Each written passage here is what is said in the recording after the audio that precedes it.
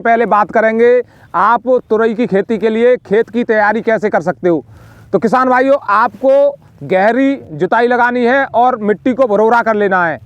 और जब आप लास्ट जुताई लगा रहे हो उस समय पर अपने खेत में सड़ी गली गोबर की खाद अवश्य डालनी है।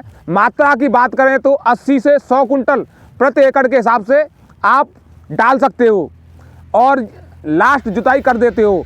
उसके बाद अब आप तैयारी करिए खेत में जो है सीड के लिए टनल वगैरह बनाने के लिए। तो लाइन से लाइन की दूरी की बात करें किसान भाइयों, तो आप 2.5 से 3 फुट लाइन से लाइन की दूरी ले सकते हो। जैसा कि ये आप देख पा रहे हो, इधर एक लाइन है, उसके बाद इधर एक लाइन है। लगभग दूरी की बात करें तो ये 3 फुट की दूरी यहाँ पर देखने को मिल रही है, जैसा कि हमारे किसान भाइयों ने बनाई है। यहाँ पर देख सकते हो और इसमें आप देख पा रहे हो देसी खाद भी पड़ा हुआ है। जैसा कि हमने आपको बताया था कि आप देसी खाद अवश्य डालें। देसी खाद डालने से खेत की उर्वरा शक्ति बढ़ जाती है, जिससे आपकी पैदावार बढ़ जाती है।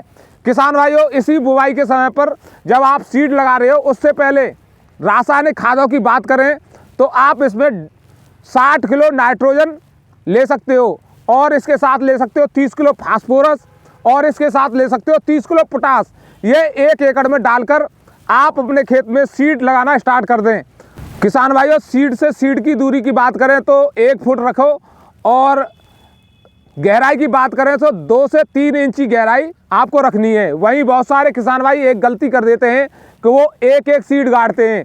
किसान भाइयों, आपको कम से कम 2 सीड और ज़्यादा से ज़्यादा 3 सीड गाड़ने हैं, जिससे आपके कल्लों की संख्या ज़्यादा हो जाएगी। कल्लों की संख्या ज़्यादा हुई तो आपके पास जो है पैदावार अपने आप बढ़ जाएगी।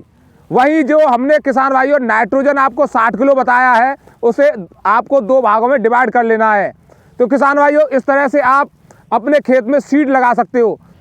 किसान भाइयों, आपने सीड लगा दिया है, लेकिन सिंचाई के समय पर बहुत सारे किसान भाई गलती कर देते हैं, बहुत अधिक पानी दे देते हैं, जिसके कारण जर्मिनेशन बहुत कम हो जाता है और फिर बाद में दिक्कतें आने लगती हैं। किसान भाई कहते हैं कि सीड नहीं उपजा है। तो किसान भाइयों, आप देख सकते हो हमारे किसान भाइयों ने किस तरह से ड्रिप इरिगेशन का इस्तेमाल करके बिल्कुल हल्की हल्की सिंचाई की है। और इस विधि से अगर हमारे किसान भाई सिंचाई करते हैं तो उनकी जो है सिंचाई में पानी भी कम लगता है, खर्चा कम आता है। तो इस तरह से आप सिंचाई कर सकते हो और आपका जो सीड है अच्छी तरह से जर्मिनेट हो जाएगा। तो किसान भाइयों, अब बात करेंगे आप सबसे अच्छी किस्में कौन कौन सी चुन सकते हो, जिससे आपकी पैदावार अच्छी आए, बाज़ार के भाव अच्छे मिलें। और सबसे अधिक इस समय पर जनवरी का जो महीना चल रहा है, ऐसी भीषण सर्दी में उनका जो जर्मिनेशन है किस तरह से अच्छा होगा। तो किसान भाइयों, 4 ऐसी किस्मों के बारे में हम बताने वाले हैं तोरई की, जो आपको अच्छा मुनाफा दे सकती हैं। तो सबसे पहली जो किस्म है वो है किसान भाइयों BNR आलोक। ये वैरायटी एक ऐसी वैरायटी है जिसकी जो फल का रंग है गहरा हरा होता है, चमकदार होता है। और इसकी एक और खासियत है, अगर आपको इसके भाव आसपास के बाज़ारों में अच्छे नहीं लग रहे हैं, यानी आपके आसपास के बाज़ारों में इसका भाव सस्ता चल रहा है, तो आप इसको कहीं दूर के बाज़ार में भी भेज सकते हो, क्योंकि इसका फल मजबूत होता है और फल मजबूत होने के कारण यह एक टिकाऊ किस्म है। तो इस तरह से आप BNR आलोक को करके अच्छा मुनाफा कमा सकते हो। वहीं अब बात करते हैं किसान भाइयों पूसा चिकनी के बारे में।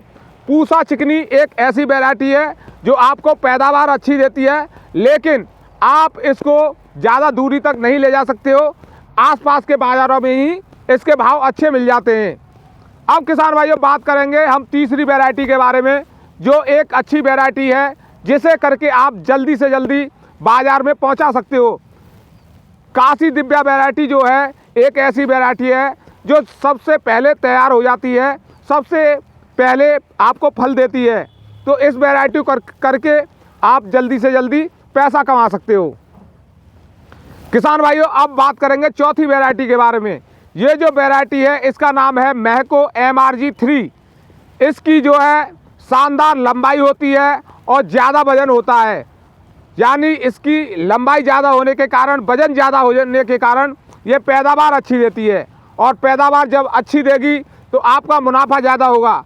तो किसान भाइयों, ये जो 4 वैरायटियाँ हैं इन्हें करके आप अच्छा मुनाफा कमा सकते हो और अच्छी पैदावार ले सकते हो। तो किसान भाइयों, आपको वीडियो कैसा लगा कमेंट करके अवश्य बताएं।